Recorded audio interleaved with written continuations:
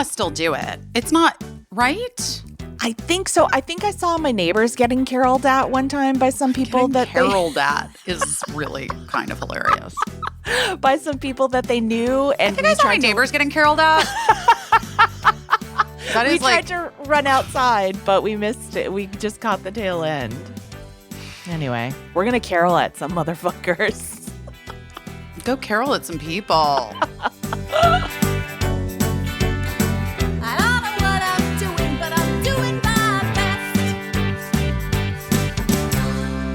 Hi. You're on a journey trying to fix your foot. Oh, did you just see? I just posted an Instagram story. On Instagram. Well, I just, whatever. It's fine. You know, pain is the price of wearing lots of high heels my entire life and career. Oh my gosh. I always admire how well you navigate in high heels. I just can't. I can't even walk on cobblestones with flat shoes. To be fair, cobblestones are difficult for everybody. Just so you know. That's why I had to move out of New York City. Yeah, that was it. That was the thing. I can't have those pushed. I can't turn a corner and be on cobblestones. Yeah, the cobblestones are real. Boof. Yeah, it's terrible. Anyway, been trying to figure it all out. I was like, well, I think there's a version where I can try to fix this situation so that I don't need foot surgery when I'm 70. Do you know what I mean? Yeah. Maybe I'll need That's foot always surgery. that's a thing. I feel like when you need foot surgery, and I don't relish talking about feet, or when people start talking to you about your feet just as a conversation, I guess it's a rite of passage, but it's the most depressing rite of passage. Yeah. I mean, unless you're like me and you've literally worn ridiculous fucking high heels for work, since you were 19 years old. Right. You know what I mean?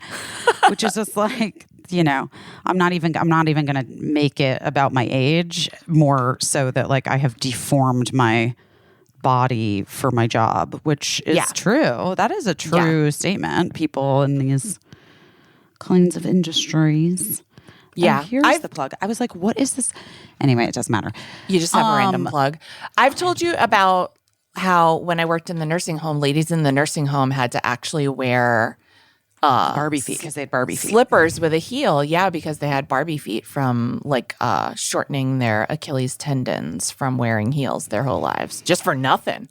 For no reason. Just wearing heels around Fitchburg, Massachusetts. No, not for no reason. To uphold the patriarchy. And True. Come on. Not True. for no reason. Because they were of age at a time in which they couldn't have their own credit cards and they had to keep it elevated. They had to keep those feet up.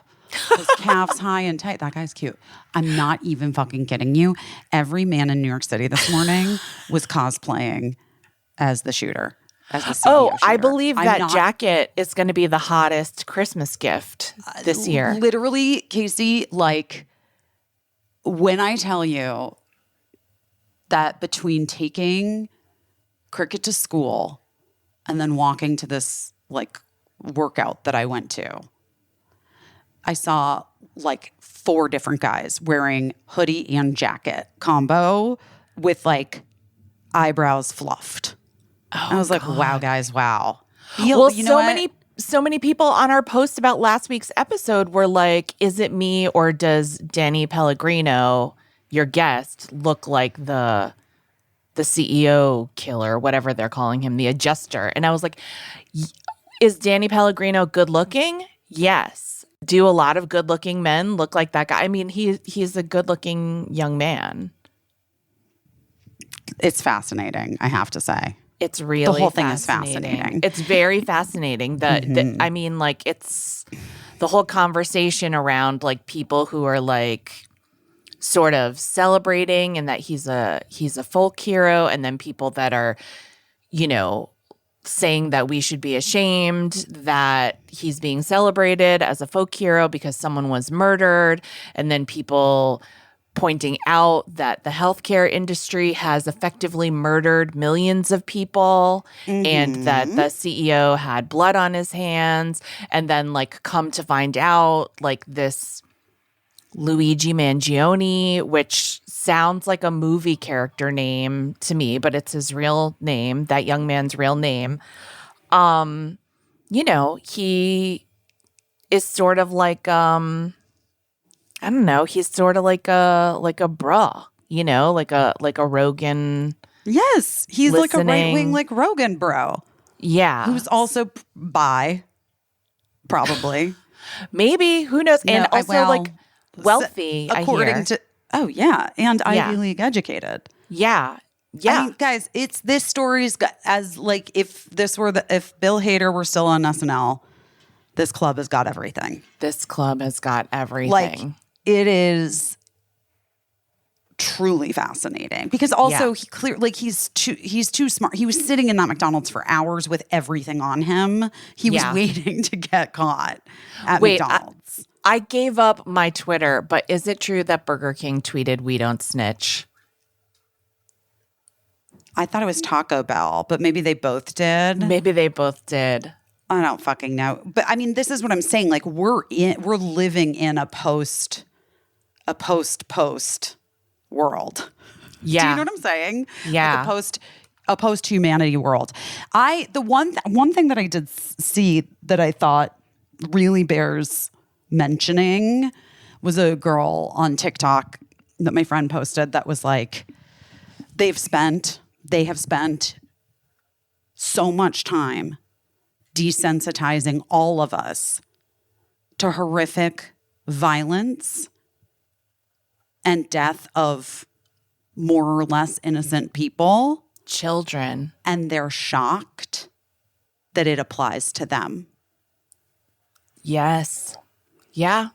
That's really wise. That to me was a little bit, oh, right. Yeah. That's right. That's actually right. Thoughts and prayers. You know what I mean? And like, I think it's really difficult to continue to center humanity in this moment. I mean, I just think it has been really difficult for everybody. And, you know, I don't know. I don't know where we're going. I don't know culturally, like where we're at. It's fucking insane. It's insane. It's crazy. Yeah. Well, I mean, I don't know either because it's our first time here, you know? Like my son and I were talking recently about, I apologized to him for something that happened a long time ago that just at the time I could have handled it better. And I think I kind of apologized at the time, but then I just wanted to like re-apologize because something had me thinking about it. I don't want to get into like the details of what it was because That's fine. It's not my story to say, but I did want to apologize to make sure that it was clear that I was sorry for how I had handled it. And my son said, and I've heard other people say it too, I don't think he's the originator of this, but he said, you know, I also could have handled it better. And I said, yes, but you are the kid and I'm the parent. And, you know, and he said, yeah, but it was my first time in a situation like that. It was also your first time in a situation like that.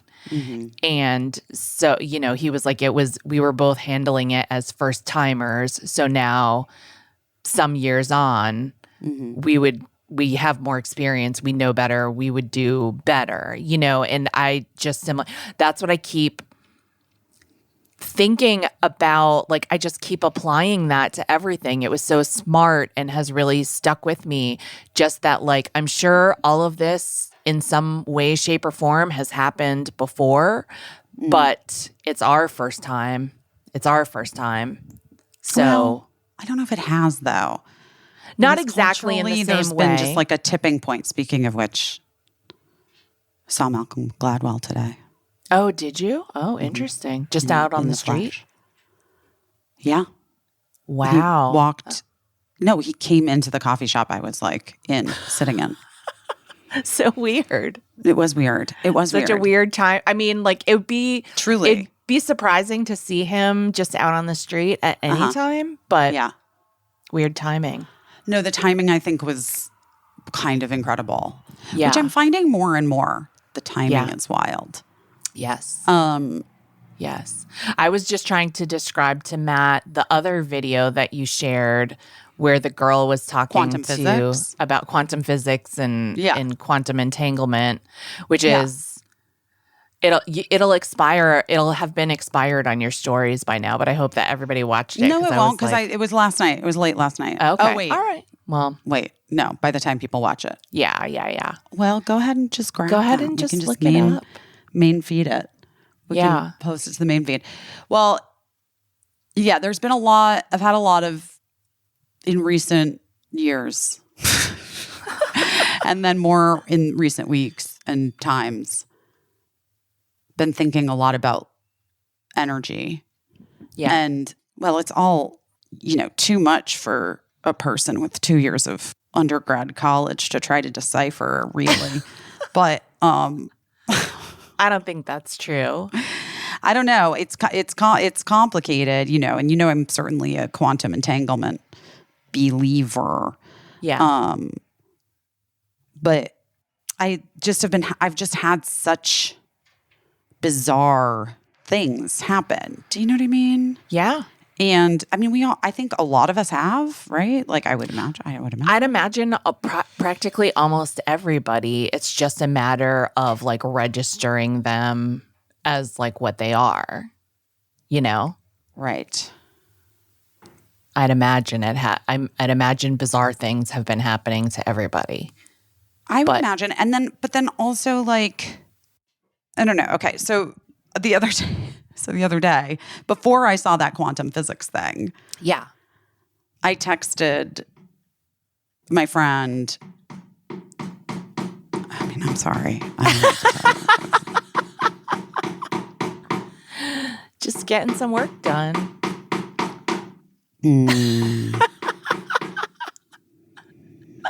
Okay. I texted my friend. Should we just call it? Okay. I texted my friend. It's just all energy, right? And energy and time don't have to okay. It's just all energy, right? And energy and time don't have to Wait, why can't I speak right now? You want to say Oprah lap? Oprah lap. Well, maybe. It's all just energy, right? And energy and time don't have to necessarily overlap. Okay. And so if our energy is tangled with someone else's energy in a different time, maybe it creates coincidences and connections in the time you're conscious in here. And maybe there's something to the more sensitive you are to it, the more able you are to access those other times where your energy is also existing simultaneously. And once you're able to access more time or your energy exists, more time where your energy exists as well, the more coincidences happen, or you could call them manifestations or whatever. Like, and maybe it's a really long text. And maybe like when your physical body dies in this time dimension, you're free of it all. And so there's something about the mortal coil, right? Like there's something about the body that prevents us from being able to access all time simultaneously. Oh my God, it's flatliners. Like as I was writing it, I was like, oh my God, it's the plot of Flatliners. It's Flatliners. It's The Matrix. It's the plot of so many things, I think.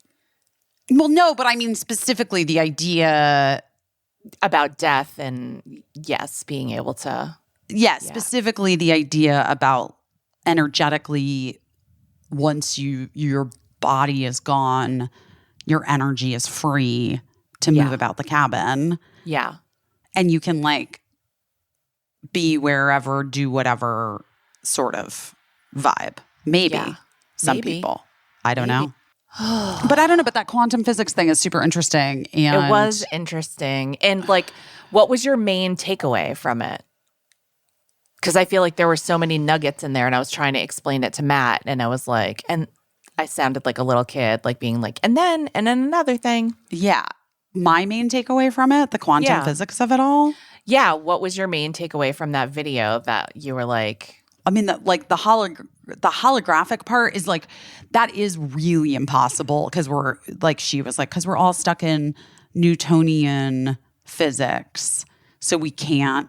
Where like an apple falls on your head and you gravity's real like, and you feel it. Right, because so we're all tied to that idea. Yeah. But I mean, it's like all the things, right? Like it's like Ram Dass and like, just like all, and yogis and any kind of like spiritual people or leaders or books or what have you. Like it all is like sort of the same. It's all the same. And even like traditional religion to a certain extent. Yeah. Christianity, Judaism, and I don't know about Buddhism religion as much. Yeah. I mean, I think to some extent all religions are kind of related. It kind of made me think of, this wasn't said in the video that you shared, but it made me think of my friend's dad is a really, really he's passed away, but he was a really, really accomplished physicist, like one of the, 0.0001% of like accomplished physicists in the world. That's cool. And he once said that the smartest people he knows are the most faithful. He didn't say religious. He said faithful. The smartest people he knows are the most faithful, and that they do believe that there is some like higher power in control of everything that they don't understand, that they're smart enough to know that they don't understand. Well, I'm definitely smart enough to know that I don't understand things. That's always been my issue. Yeah. But I've always felt like if I was just a little bit smarter, I would get it. I think you're very, very smart. And I think one of the ways that you're smartest, and I think this about myself too, is like, I'm like, listen, I know what I know and I know what I don't know, and I immediately know that I don't know something. And I know that I don't know everything. Exactly. It's so fucking weird when people think they know everything. Weird. It's so weird when people are so absolute about honestly about anything. I have to be honest. It's even with things that I believe I know. Yeah. I'm kind of like, but I could be wrong. Right. Yeah. Could be wrong. I don't fucking know. Yeah. Yeah. Another thing about that video that I found endearing, I'm not making fun of this woman at all. It was a woman who's like very, very bright and clearly had like a higher understanding of quantum physics. And she was young and gorgeous. And she was talking to like this AI guy. The amount that it just sounded like a regular guy talking was shocking to me. Wait, I had the exact same feeling. I was like, oh, we are really living in the Spike Jonze movie, Her. Yes. I was like, oh, I would fall in love with that guy if he talked to me. Exactly. Yes, he sounded handsome. Yeah. I know. I was like, oh, I would, 100%. We're all horned up for an AI voice, a disembodied AI voice. Wait, I'm sorry. A disembodied AI voice or a fucking murderer who was red pilled. Like, what the fuck is happening? Like, everybody's lost their fucking minds, and I am included in it. I am included in everybody's lost their fucking minds. I did have to laugh because my takeaway from that video was, and there's lots of interesting nuggets and like things that I think were explained in an interesting way. And I don't think that they were neither the handsome AI voice, the hot AI voice, or the young woman were saying this is definitely true. It's just something that like it's a theory and that there's certain science that bears this out. They were saying that we're all living in this Newtonian physics world that other people believe is actually like a very convincing hologram, and they were trying to explain the science of how that could be possible.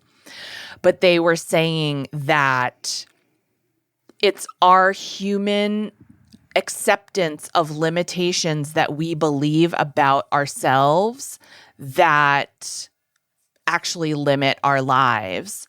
And that if there was a way to let go of those limiting beliefs, then we would be able to determine our own destinies more powerfully than our puny minds could even imagine. But that's the thing, is that we're the kind of humans that we are here in this hologram. And so it's almost impossible for us to give up our limiting beliefs.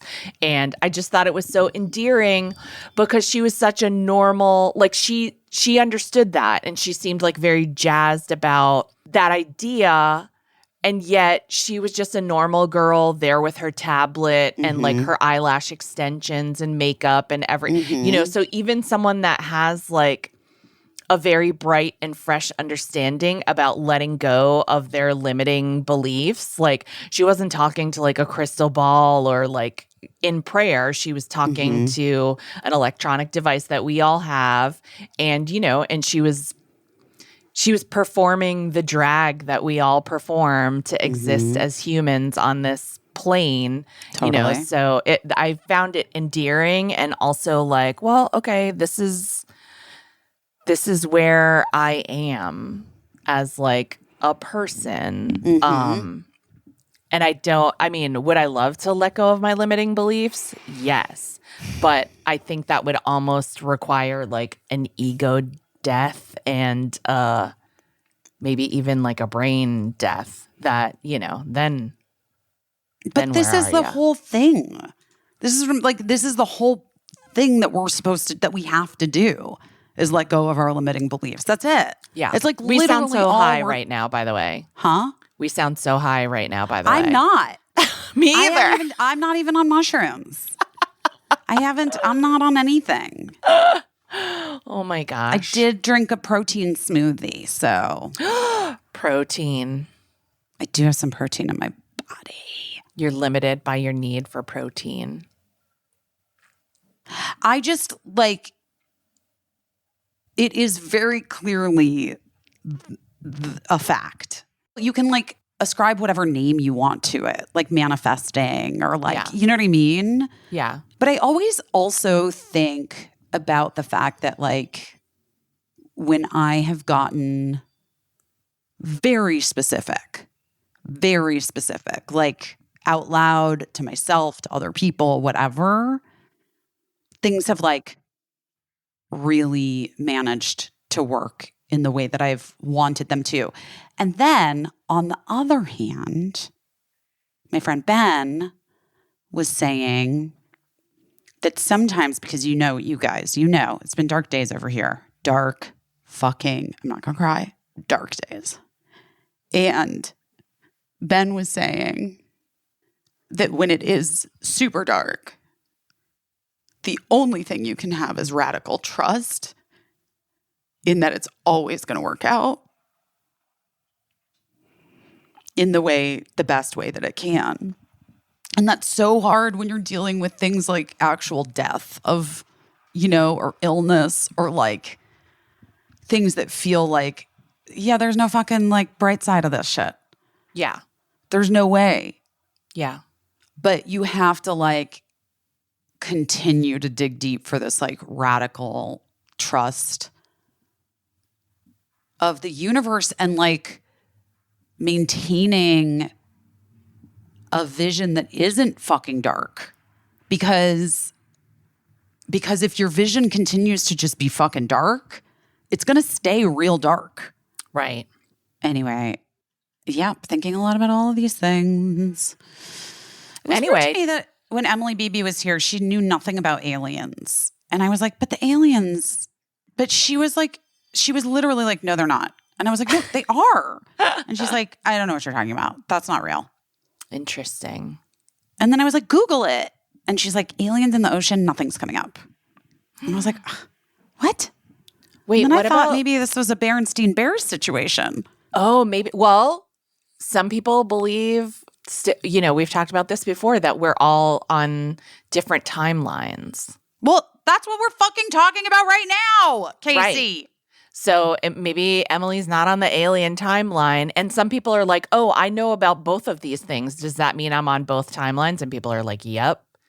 Some people are like going back and forth between timelines.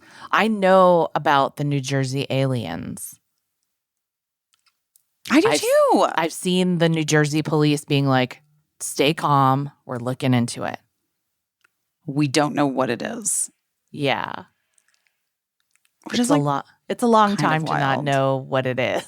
I know. I'm like, guys, I feel like we figured out Balloon Boy in one day. So, you know. This episode of Busy Phillips is Doing Her Best is brought to you by Wild Grain. it's the holiday season. Woo! And it's time to start the baking all your homemade favorites for your family and friends. And here's the great news for you. Wild Grain is here to make you look like a baking expert without any stress, because this holiday you can treat yourself and your loved ones to fresh baked deliciousness. Wild Grain's new fall and winter pastries are here, but don't wait, because once they sell out, guys, they're going to be gone for the year. If you're not familiar with Wild Grain, it is the first Bake from Frozen subscription box for artisan breads, pastries, and pastas. Wild Grain's boxes are fully customizable to your tastes and your dietary restrictions. And in addition to their classic variety box, they recently launched a new gluten-free box and also a plant-based box that is Something for 100% everyone. vegan for everyone. And best of all, they really take the hassle out of baking, since all of their items bake from frozen in 25 minutes or less, and a lot of them much less. No mess or no cleanup. Christmas Eve, Christmas morning, New Year's Eve, New Year's Day, all going to be courtesy of Wild Grain. I love it so much. I mean, I used some pasta on Thanksgiving even, because Cricket's so obsessed with that pasta. And that pasta cooks so quickly. It's like the best because it's fresh pasta. Yeah. You know? Plus, if you're having people over, there's nothing like people coming into your home and smelling freshly baked bread and thinking, my God, Anne, she baked bread? You know what I mean? Yes. It's kind of like such a power move. I'm very into it for all of us. It is. And it's just like, it's all so fresh and delicious. And they have that slow fermentation process that's so delicious and good for your tummy. Anyway, guys, impress your guests with minimal effort this holiday season. Wild Grain is offering our listeners $30 off your first box plus a free item in every box. Wow. When you go to wildgrain.com/busy. You heard me. You can now get $30 off your first customized box when you go to wildgrain.com/busy, or you can use promo code busy at the checkout. Go get it. Euphoria, Euphoria, Euphoria. Guys, I'm obsessed with Euphoria. I love Euphoria. I love their products. Whether you're having sex by yourself or with somebody, the Awaken Arousal Oil, the Sex Oil, both Together? used together, used separate. Why not? Better sex starts with Euphoria. And lots of times I've had this conversation with friends. And in fact, I have gifted Euphoria to so many friends because I loved it so much. Same. They're like, we're good. I don't need it. And I'm like, okay. And also, why not try a little bit, because you might love it. Can I tell you how mean? good Euphoria is? You know who orders it? My husband. Yeah, he there makes you go. sure that we don't run out of it. For a man to get on a schedule of like ordering something that's not groceries is, I'm just saying.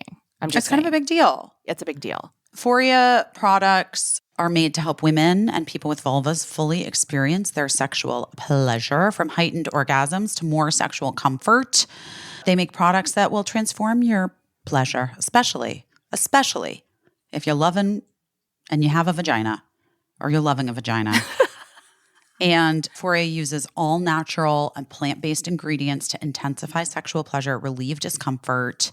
Awaken Arousal Oil is like an oil that you use to help you get really turned on, increasing pleasure, deepening orgasms with a partner, or, solo. They use CBD and warming sensation-inducing organic botanicals that enhance arousal, sensitivity, pleasure, access to orgasm, and help with any discomfort. And best of all, it just turns you on. Used together, Foria's Awaken Arousal Oil and the Sex Oil are the perfect combo for peak pleasure. So yeah, you have our permission. It's perfect stocking stuffer for yourself. I fully endorse you to go ahead and treat yourself to more, deeper, fuller pleasure wherever you can find it and as often as possible. And you can start with a bottle of Foria.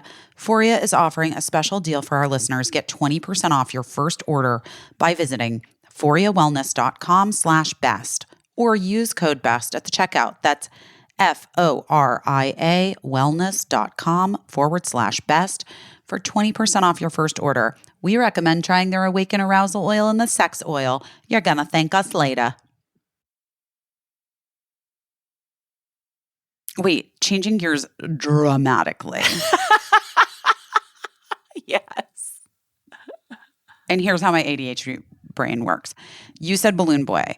I immediately thought of two things simultaneously. The Softy brothers, who I once had a meeting with years ago before Uncut Gems, where they pitched, were one of them. It wasn't both. It was one Softy brother pitched me an idea that they wanted me to, they were interested in like talking to me about, that was kind of funny, not dissimilar in the same world as Balloon Boy.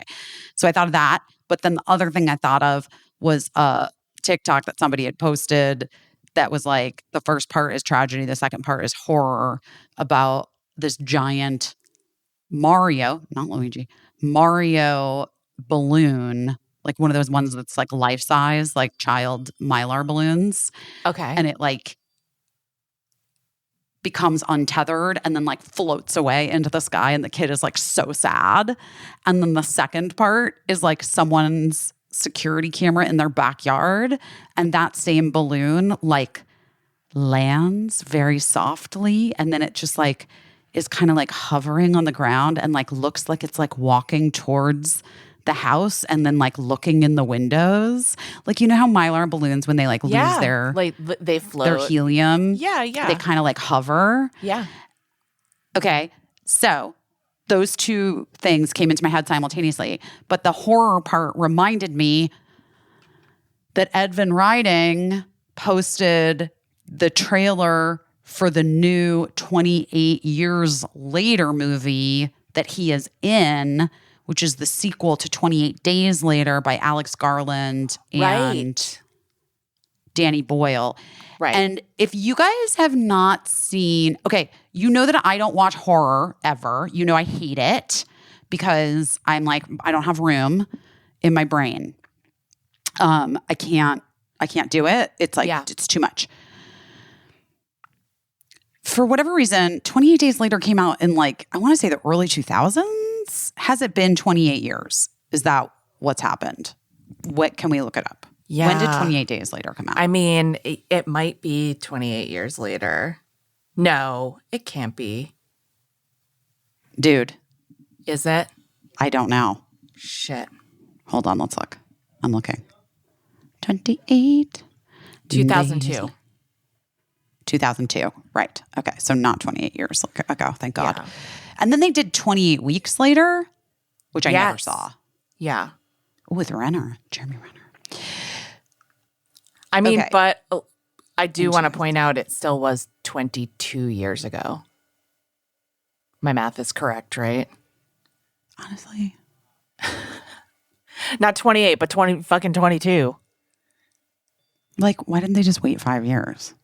It's true, but maybe they were like, let's go now. So people still like the 5-year platinum Blu-ray. You have to make things when you can make them. Yeah. Okay. The point being, Edvin Riding, you know, who's from Young Royals. Yes. Who's the Swedish actor that Birdie loves. And he's great. Yeah. Anyway, he posted he's in the new movie, 28 Years Later. I never saw 28 Weeks Later. Okay. Because I have never in my life, and maybe this is why I never watched horror movies before. I have 100% never in my life been more traumatized than I was by 28 Days Later in the theater. I had I had a full panic attack. And it is the only time that has ever happened to me in a movie theater. Oh, really? Yes, a full panic attack in that movie. Now, this movie looks so fucking good and so scary. I kind of want to watch it. Oh, interesting. Okay. I want to say, if you've never seen 28 Days Later, it's zombies, guys. We're talking zombies. It's zombies. And I think one of the reasons why it's so scary is that these zombies, unlike most zombies, can run. And I think that is what... Talk about a self-limiting factor. Maybe the reason the zombie trope has been able to exist for so long and people can handle it is because they've always made the zombies like shambling idiots. These zombies can friggin' run and it's too scary. It's... But also great. But also, the part that gave me a panic attack wasn't the zombies. Oh, it was no. the other people. Oh. It was when the military men start you think they're gonna rape the girls, right? And which, yeah, that's a huge part of the horror for me of 28 Days Later. Sorry, I have spoiler alert, guys. You know what? It came out 22. It was 22 years ago. If you haven't seen it, if you haven't seen it, I don't know. Whatever. Don't pause this. Come at me. The Wizard of Oz. We'll also spoil that for you. Yeah, don't get mad that we're talking weird. about I made a wizard. Well, it's not weird. I was finally working today on the script, and I was gonna write a Wizard of Oz thing in there, and then I didn't because I was maybe because of Wicked I shouldn't. But yeah, and Ted Lasso already is the Wizard of Oz. So anyway, what is Ted Lasso? Huh?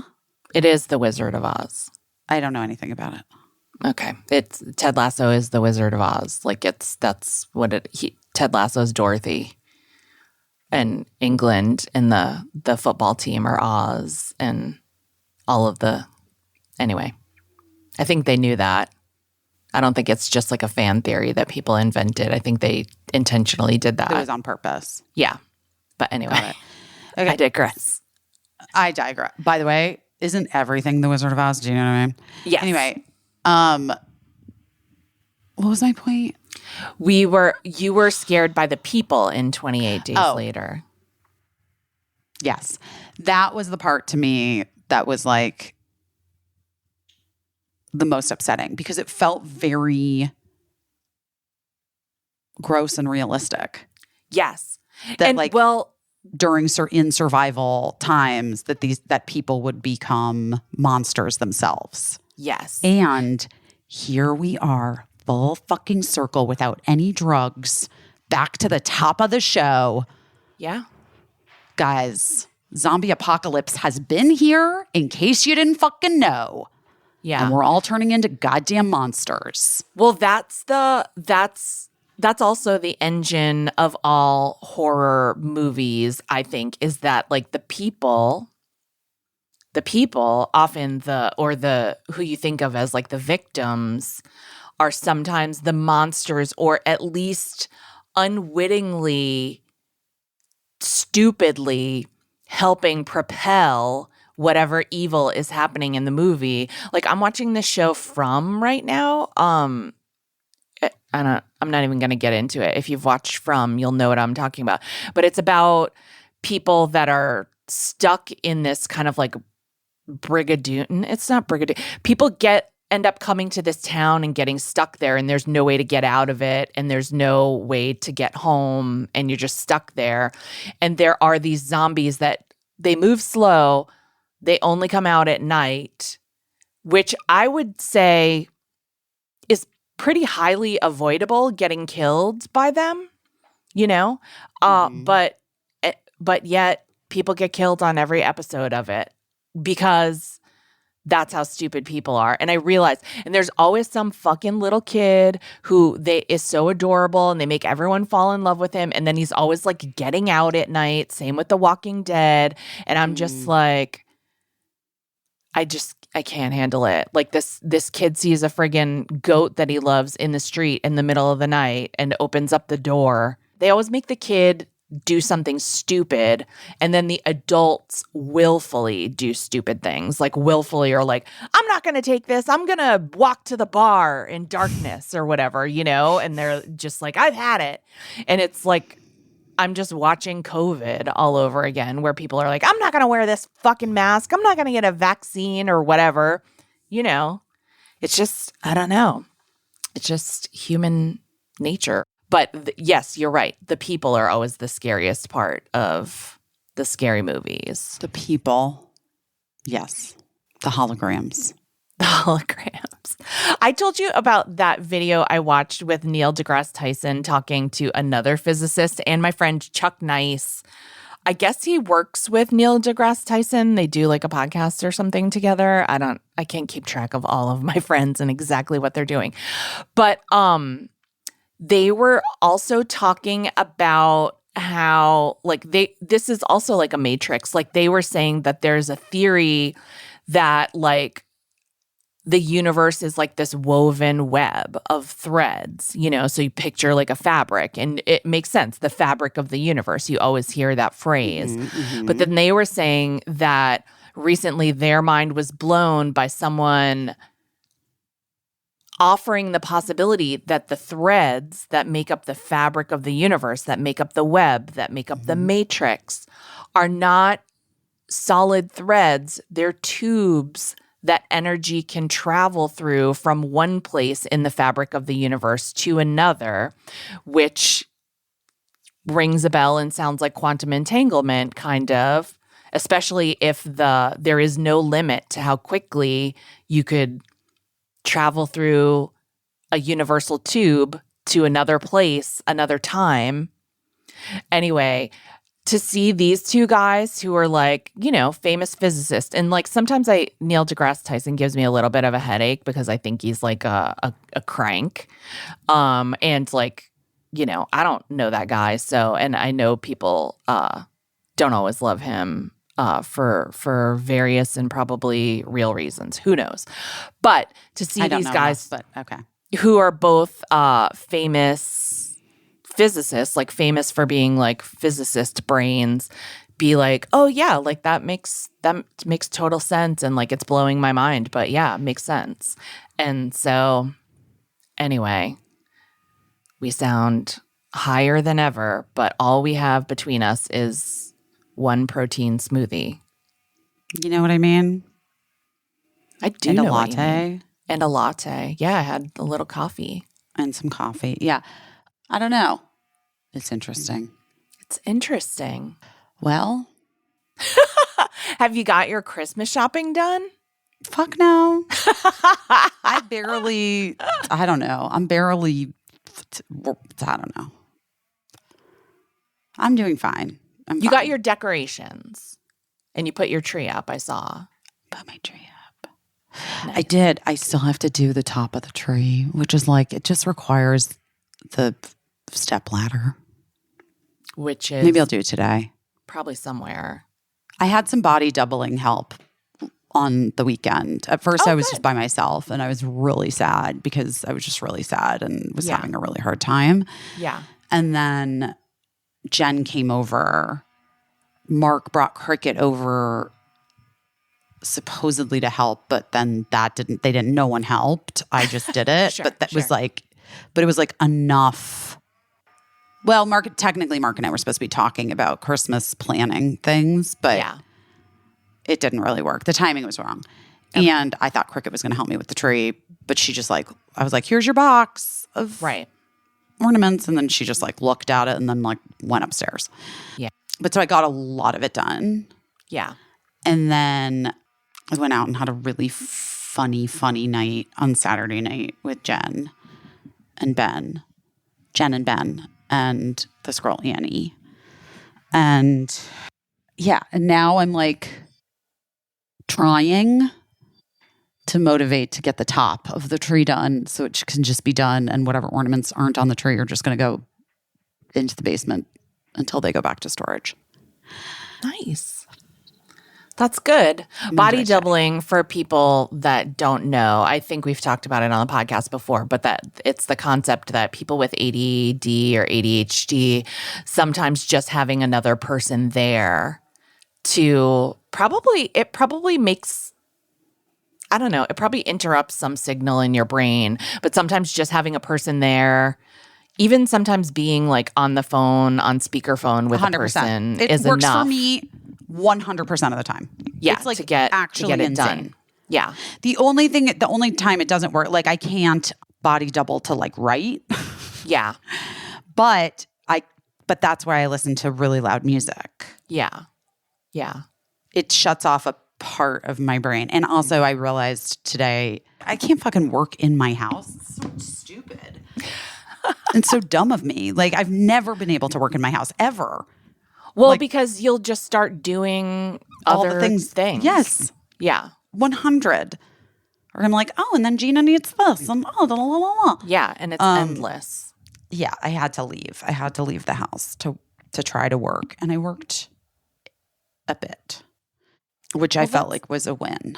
That's a big win. That's a big win. I think that's good. It felt like positive for me today. Yeah. Especially because like yesterday I was like, I'm never going to be able to do anything ever again. And that didn't feel helpful, you know? Yeah. That's, I guess that's a textbook definition of a limiting belief. At the very least, you should stop telling yourself that. But that's incredibly hard to do sometimes. When you're it's just so hard to do. And but I did kind of, I guess that's interesting. I did kind of like try to reframe some things for myself in terms of like my productivity in this time, because I had therapy yesterday and she was just like, okay, so you're not it's fine. You will someday. Yeah. I was like, and she's like, my man. Okay. She was just like, all right. I mean, what can you do? You're not doing it. So, okay. Let it go. Right. Like, you can give yourself a break. You can hibernate if you need to hibernate. Right. Well, it's interesting. I think we're so programmed for there to be like a consequence when something is expected of us. Mm-hmm. And so when we're on this, in this life of like, we're the only person, not the only person, but we're the main person expecting something of ourselves. And there's no real consequence besides beating yourself up about what you have or haven't accomplished. And beating yourself up isn't even really a consequence. It's just a state of being that we're very comfortable with, because we're very comfortable with telling ourselves a bad story about ourselves. So limiting beliefs. It's a limiting belief, and it's just kind of a waste of time, because it certainly doesn't convince you to do the thing that you need to do. The holidays, turns out, can create a ton of waste, even more waste than usual. Every year, Americans throw away 25% more trash from Thanksgiving to New Year's. Well, what if we told you there was a way to get all your holiday shopping done without the guilty feeling over the waste that typically comes with it? Well, meet Blue Land, guys. Blue Land is on a mission to eliminate single-use plastic by reinventing cleaning essentials to be better for you and the planet. The idea is simple, always has been. You grab one of the very beautiful Forever bottles, you fill it with warm water, you drop in a tablet, and then you get cleaning. Refills start at just $2.25. You don't have to buy a new plastic bottle every time you run out. You're not lugging around heavy bottles that are like basically just 90% water anyway. Right. You're not shipping that, which is like expensive, heavy, and creates carbon emissions, FYI. Anyway, you can even set up a subscription or buy in bulk so you never run out of the products you use the most. They have cleaning sprays, hand soap, toilet cleaner, laundry tablets. All Blue Land products are made with ingredients you can feel good about.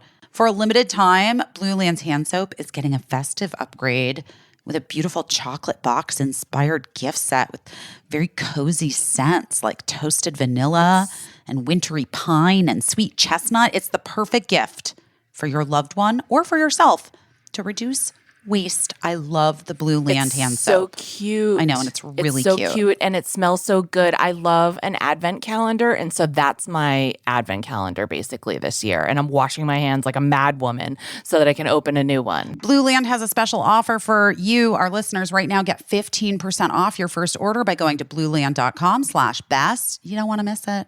blueland.com/best for 15% off. That's blueland.com/best to get 15% off. Element. Guys, you got to replenish those electrolytes. You've got to. It changes everything. It changes your body. Sometimes you have a few glasses of wine the next day. You're like, weird, I feel very off. That's a little bit of a hangover. But guess what? Also, you're depleted in electrolytes. You work out hard. Right. You sweat a lot. You go to a sauna. You have an active lifestyle. You're walking a lot. Well, here's the deal. Element is a very tasty electrolyte drink mix with everything you need, nothing you don't.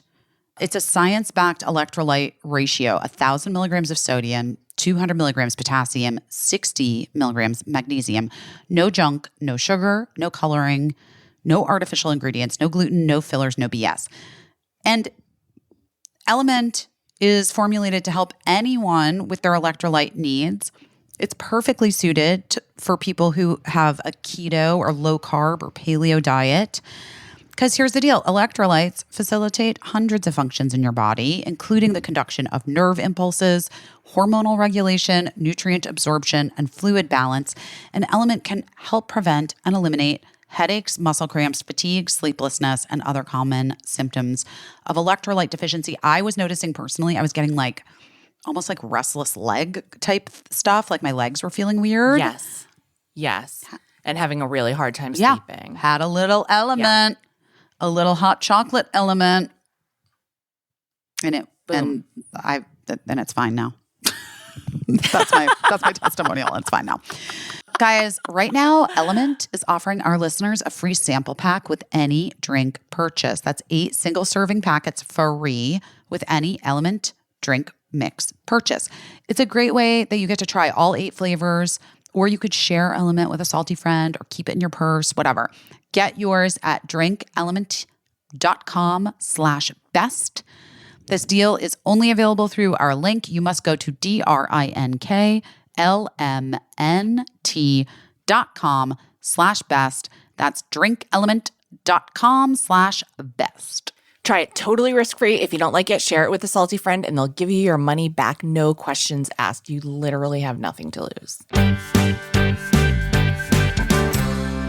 Wait, I want to read you this poem. That Please. Was posted yesterday. I sent it to my friend Sarah Bareilles, whose birthday was over the weekend. Happy birthday, Sarah Bareilles. But also, it just was like perfect for me, and it's like literally what we're discussing. It's by Andrea Gibson, who I love, and if you don't follow her, you should. She's the poet laureate of Colorado, and she was diagnosed with terminal cancer. Oh, yes. It's been a couple of years now, actually, because she and Kate actually were diagnosed like in a similar time frame. Right.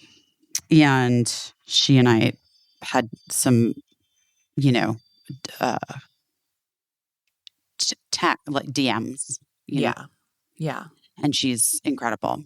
She's an incredible poet. But anyway, so the poem is called Instead of Depression by Andrea Gibson. Try calling it hibernation. Imagine the darkness is a cave in which you will be nurtured by doing absolutely nothing. Hibernating animals don't even dream. It's okay if you can't imagine spring. Sleep through the alarm of the world. Name your hopelessness a quiet hollow, a place you go to heal, a den you dug, sweetheart, instead of a grave. Oh, that's beautiful. It is beautiful. And also, it's a real reframe. It is. Yeah. And like eliminating limiting beliefs. Oh my gosh. Changing the narrative, a reframe. Kate and I used to talk about reframing all the time. Wait, can we reframe this? How do we reframe this? Yes. Let's reframe. I'm the queen of reframing, by the way. I should have been a publicist, and I should have been a crisis publicist. A therapist? A therapist, maybe. I always, you know me, I'm always thinking showbiz. But yeah, a therapist is probably more helpful. But sometimes I think I should have been a publicist because I'm like, oh, here's how you spin this, you know. And I'm not talking about like some things are unspinnable, but I think sometimes you can, you know, you can really reframe something to where it at least makes sense to people hearing how and why something happened. Because there's always a how and why. It's just about like getting real about it. It's about like going under the surface level about how and why something happened, which always sounds like an excuse. And I think, you know, and then it's also the fastest way to getting, I think, to the place where you can make something right if you've done something wrong, or as right as you can make it. But, you know, whatever. Yes, I love a good reframe because that's how we understand anything. That's how we understand anything. Wait, Biz, remind me of the song that Sarah Bareilles sang at your New York Civil Liberties Union. Hold. I'm chewing bread. She's chewing some bread. Far away from the microphone, haters. If that wasn't just the like most quantum entangled, energetic field situation, the ACLU thing, which we didn't talk about. We didn't talk about it on the podcast? Yeah, maybe we didn't do. I don't think. But so Busy was honored by the New York ACL. No, but I mean, I don't think we talked about the song. Oh, you and Sarah had never talked about it. Oh, okay. Yes, no, yes. I don't think I talked about it on this podcast. I don't think we told the story. Oh, okay. Well, we can retell it because I'm sure. We? I don't know. I can't remember. No, I don't think we did for some reason because I feel like it was like it probably happened the day after we released the podcast, and then it was like a week far gone, you know. Anyway, we can retell it. And then it was the fucking election, girl. Yes. I was struggling and so I to talked remember because I posted part of my speech, but I didn't post the first part that talked about Kate and what could because of what happened. Right. Okay, so guys, when I got the ACLU award, the honor, the Michael Friedman. Where is it? It was right here. Where did somebody put it? Your award. But truly, where did it go? Because this is weird. Because it was literally right here, and now I don't see it. I need less people in my home. Like, I'm not kidding. Like, I can't do it anymore. There's too many people all the time. I can't do it. I do not disagree with you. Just get out. I can't. The chaos. It's chaotic. And people always touching. Everybody's touching everything all the time. Stop. like bless. But, you know. I don't know. Can I tell you one thing? Yeah. It feels so good to say to someone, a trusted person who has touched something that you put down, and then when you go to look for it and they've touched it and moved it, it feels so good to say, please don't touch that. You're such a busybody.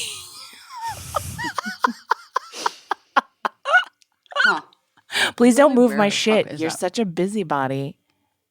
Don't touch my shit. Well, maybe honestly, but then here's my ADD. Maybe I moved it because of the Christmas decorations. Could be. Yeah. So I don't know. I can never blame anyone or whatever because I'm like, it's entirely possible. It's my fault.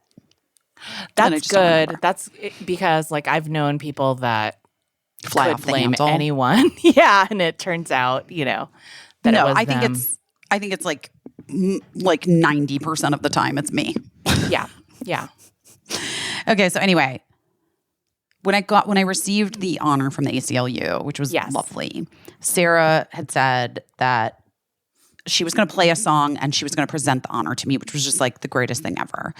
And then she was really excited. Did I tell this story? I can't remember. Who knows? I don't think I did. But guys, it bears repeating. The point being, she's like, you're going to know the song. I think, or I'm excited for you to hear it. And I obviously thought she was going to play She Used to Be Mine because that's like my favorite song from Waitress. And it's Yeah. like one of my favorite Sarah songs and whatever.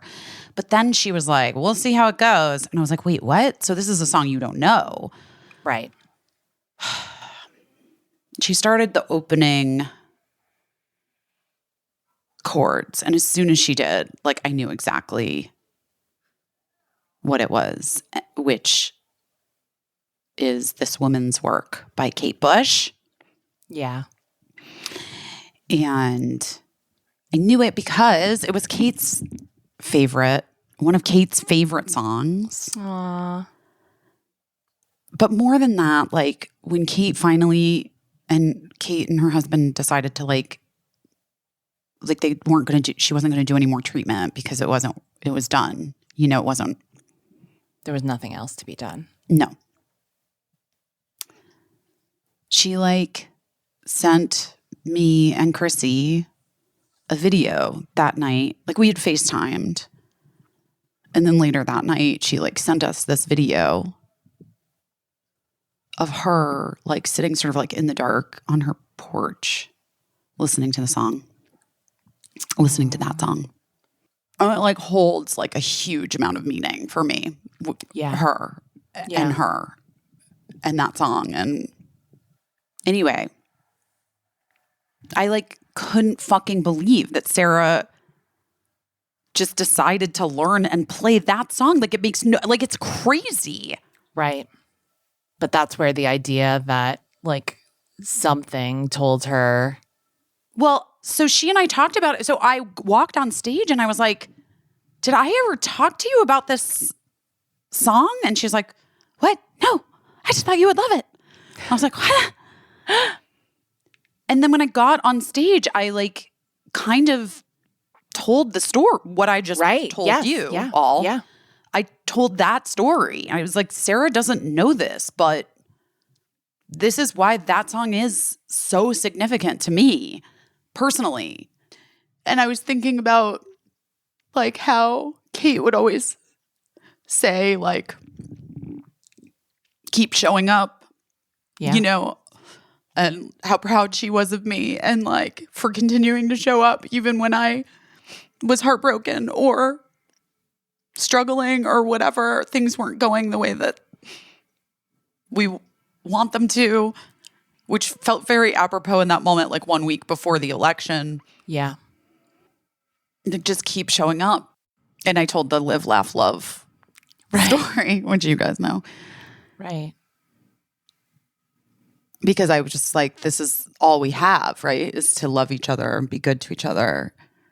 Show up with love for one another.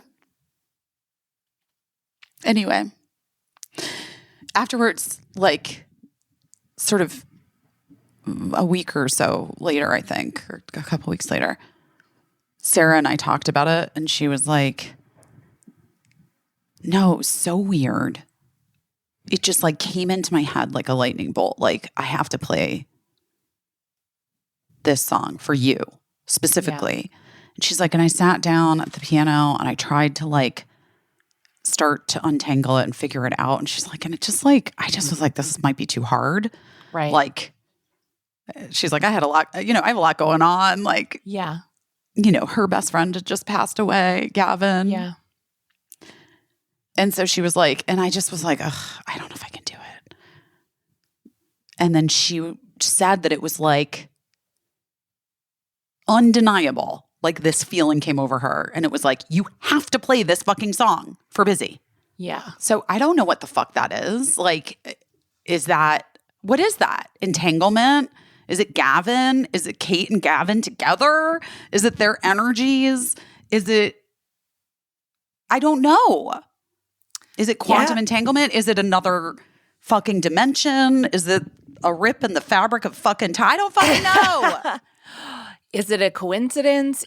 Are these all the same thing? What are coincidences? Are we all everything? Mm-hmm.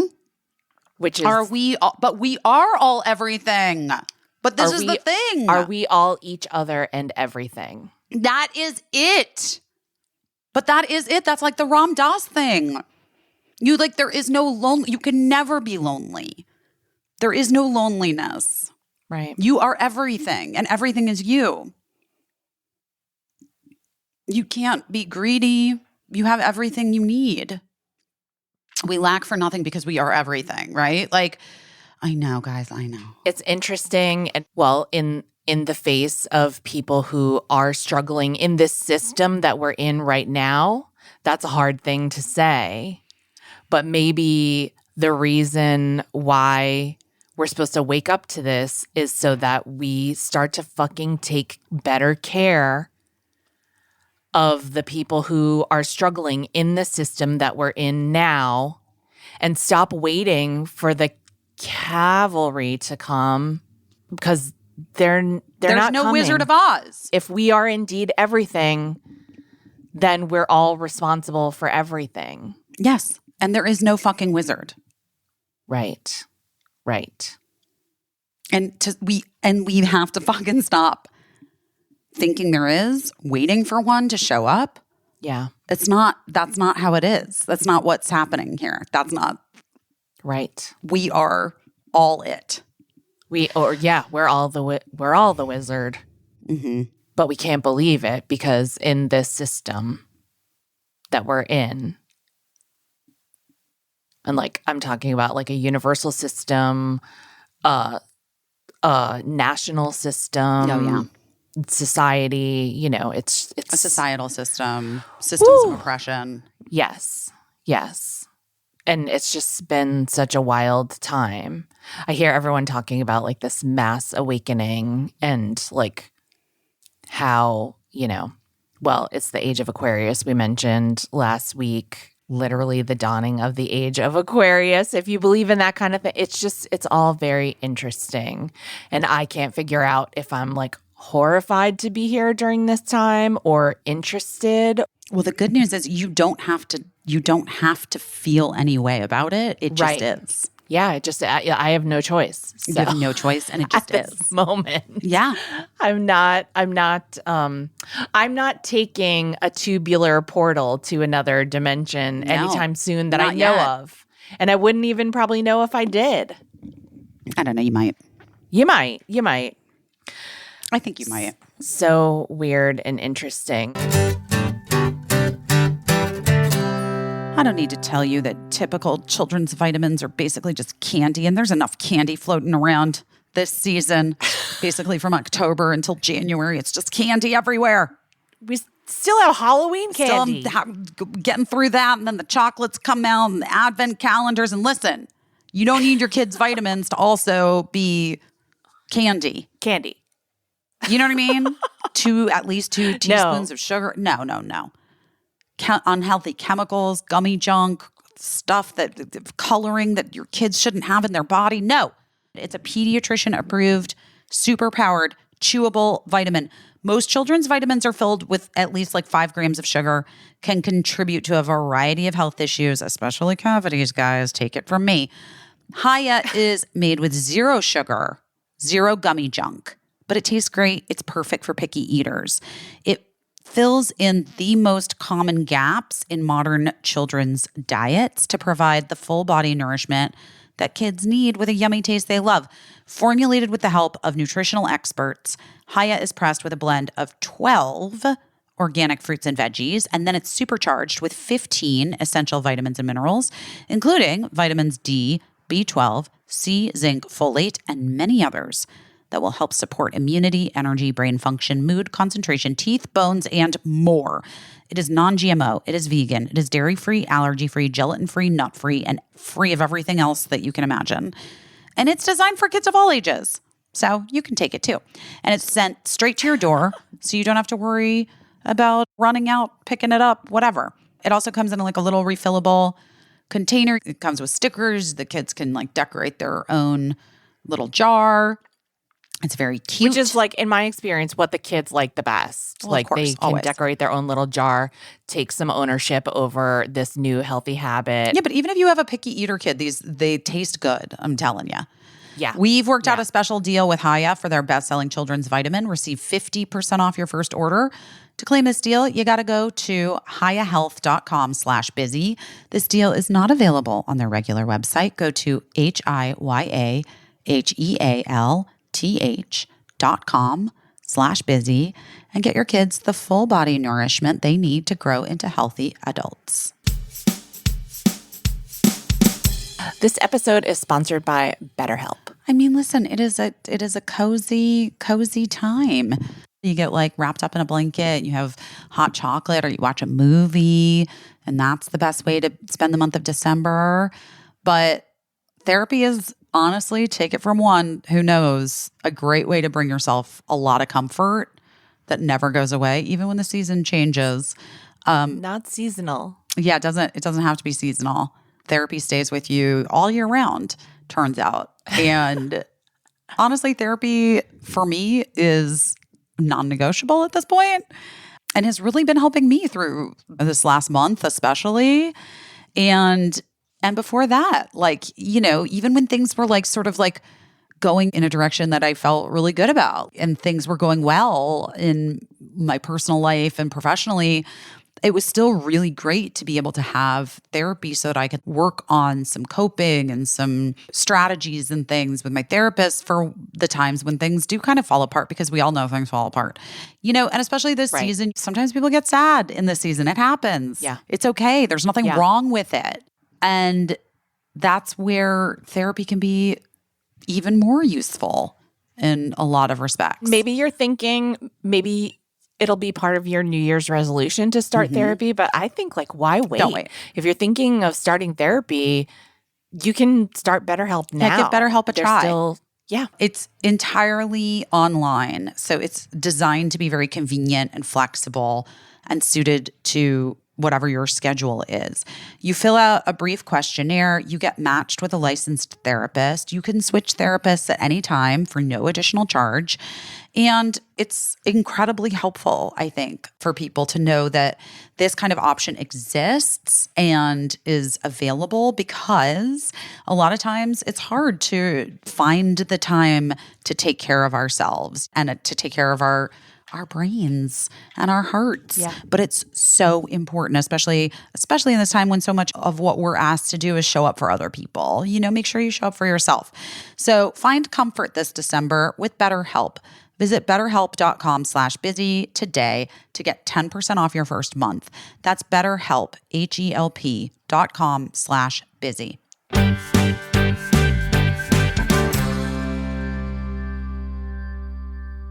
One thing I do talk about, this is like a weird turn. I do want to tell people some exciting news.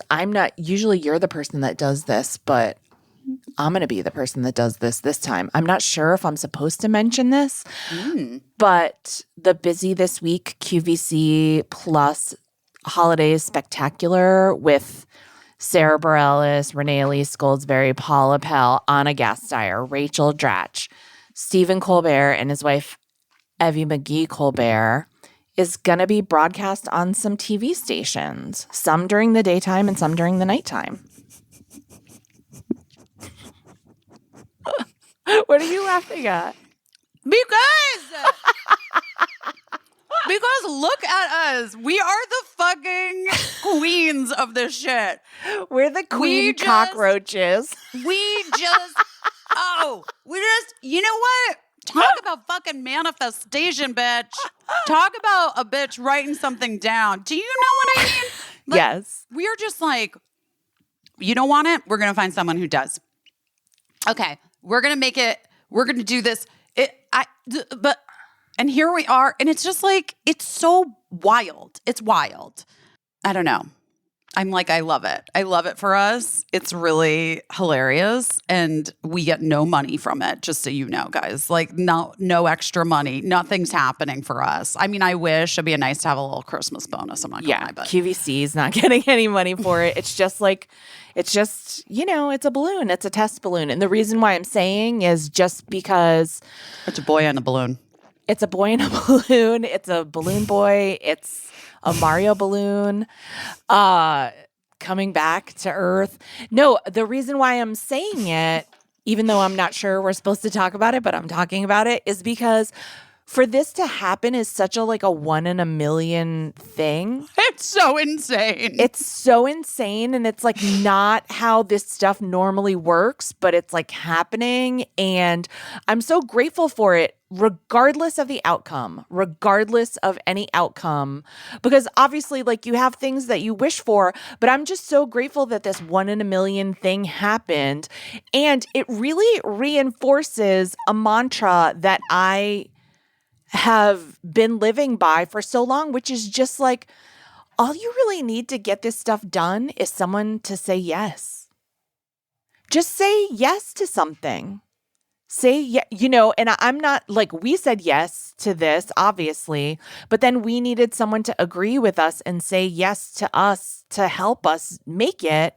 And that's what QVC did. And then somebody else said yes to like, oh yeah, we'll try it out on these stations. So anyway, if you see it's it like syndication, guys. It's like a syndication.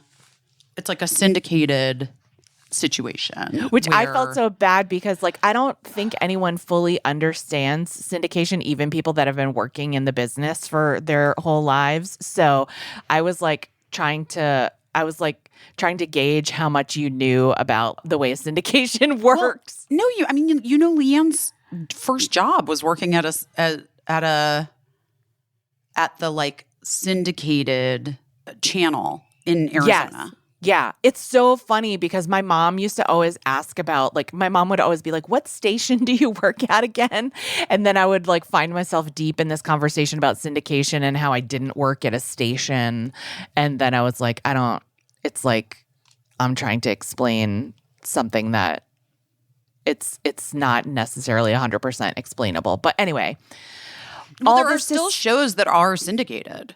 100, many, especially very, talk shows. Yeah, especially very popular talk shows. Is Sherry Shepherd syndicated? I believe, right? For the most part, daytime talk shows, in my experience, are more like than all half. Syndicated? Yeah, almost all syndicated.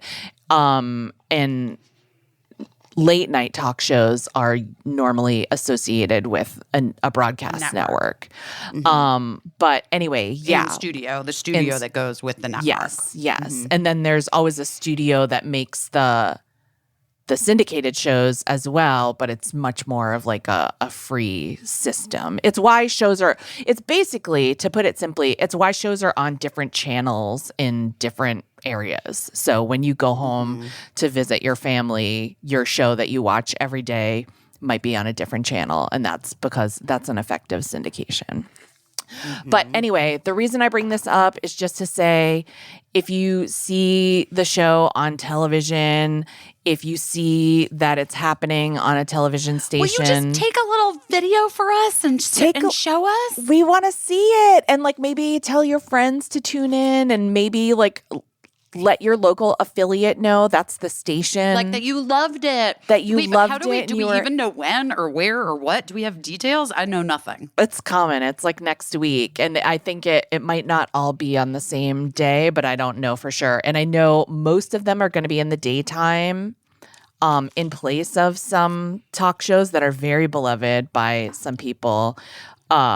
So I'm just always thinking back to like when Donahue was preempted and I'd be like, oh my God. But so hopefully people will enjoy it. And then it's going to be on in the evening in some places. So yeah. So that's exciting news. And it's wild. And it was like 1,000,000 to 1 shot that it's a miracle that it even happened. So I want to celebrate that it's happening and hopefully not get in trouble for talking about it. I mean, how many people listen to this podcast? You know what I mean? Oh my gosh. I'm not kidding. You're not kidding. It's no smart list podcast. I'll say that. But the people that do listen are very loyal and very powerful. So, guys, we love you. We love you. I'm just saying, we have the time to love each of you individually because no shit. We're not smartless. and all the others and the rest, as they say. But yeah, what are you doing your best at? Because I know you have to get going with your day because you're cricketing today. You kind of said you wrote. You're not giving yourself full credit for that. I don't know if I'm doing my best at that. I would say I'm doing my best at like holding it all, holding that all the things can be true simultaneously. You know what I mean? Mm-hmm. And being really grateful and appreciative of the people who, like you, but like lots of people in my life love me and know me really well. Mm-hmm. And also like allowing myself to like feel all the things that I feel in real time, because that's the only way through. It's like the only way through. Yeah. And I know from experience, like trying to move past or get over before it's time, like anything. And there's been a lot that's like built up, you know? Yeah. And it like definitely feels like a floodgate was like really, really opened this past month. And I think that that's okay. And it can just be whatever it is for as long as it is. It'll be, and it's like not all one thing because nothing is, right? So holding all the things and considering going back to school for quantum physics. Anyway, what are you doing your best at? I really got out of the house this week. I was kind of like isolating myself after coming home from New York and just being home all the time and not wearing hard pants, as they say. And I went to a party at my friend Dave Holmes and Ben Wise's house. And I saw Alan Starzinski there. I saw a lot of great friends. Our friend Marin Dungy I saw there. Everybody sent you so much love. And it was just so great. And Dave and Ben are the best. And something funny happened where my husband and I were leaving. This comedian that I know, kind of like, we did that awkward thing where we were like, are we going to like shake hands or hug or whatever? And so it was just weird. And then I was trying to kiss Ben goodbye, who was like, I'll try to describe it, talk about physics. Ben was standing talking to this comedian, and then my husband and I came up to say goodbye to Ben, but then this comedian and I were like, should we shake hands or hug? And we got through that awkward moment. And then a second later, I leaned in to kiss Ben goodbye at the same time that my husband stuck out his hand to shake the comedian's hand across the way, because they had never met and I didn't realize. And then so Ben and I almost kissed their hands, shaking hands, and it was like the stupidest physical comedy that's ever happened. So that was like a perfect— Oh my God, that like you could never recreate, but that's so funny. It was the perfect physical comedy to end the evening on. And then I went to this really cool thing, which I'm obliged not to talk a ton about, but my friend Constance Zimmer, who I met through you because you are such a great connector, is Malcolm? sort of— Exactly. You're such a great connector, as is Paul F. Tompkins, who is how I know you. And that is the most generous thing that you can be in this world, I think, is a connector of people without bitterness and without jealousy, like sharing your friendships with other people so that they can go on to be something independent of you. Anyway, she's sort of spearheading this thing called she is spearheading this thing called the midlife monologues. And if you follow Constance on Instagram, she talks more about it.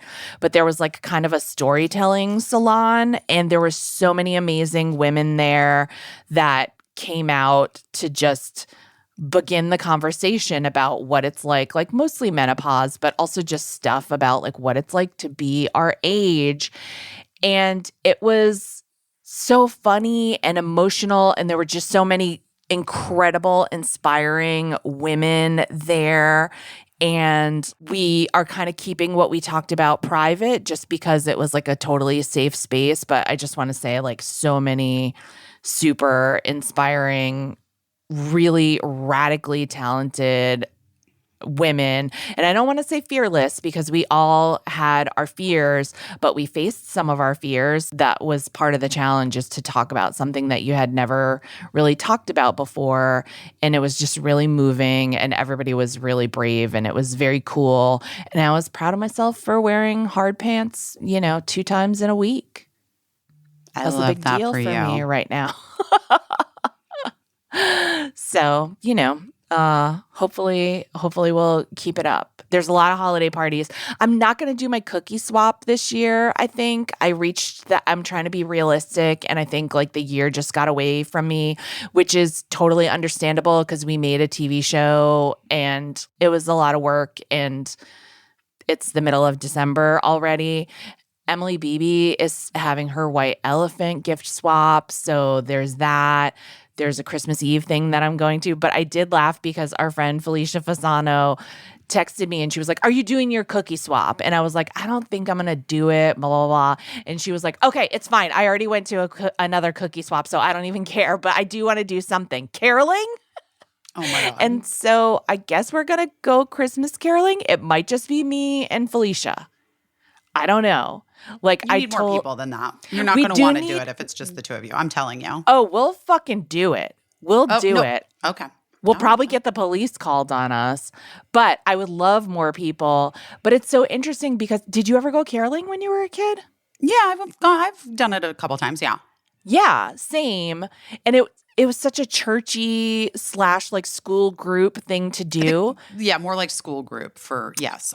Yeah, but I mentioned it to my son Eli, and he was like, I wouldn't even know what to begin to do to participate in caroling.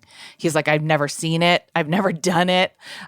So like Felicia and I are going to try to revive some part of that tradition. We'll see. We'll see if it happens. I'll keep you posted. People must still do it. It's not right.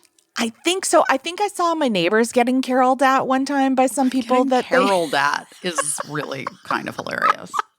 By some people that they knew, and I think I saw my neighbors getting caroled at.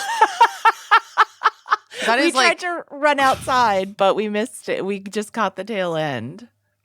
Anyway, we're gonna carol at some motherfuckers. Go carol at some people. I love it. All right. Well, I got to run because Mark's out of town, so I'm on the cricks, and it's almost we love school you time. And we'll talk to you soon. And yeah, we love you. And if you see our show somewhere, film it. Yes. Take a pic. Take a pic and tell people to watch it too. Maybe. I don't know how it works. But I don't really either. But whatever. We're just enjoying the process that we have. We're letting go of limiting beliefs about There's no limiting beliefs here. Being on regular TV. Mm-hmm. We love you, and we'll talk to you soon. Bye.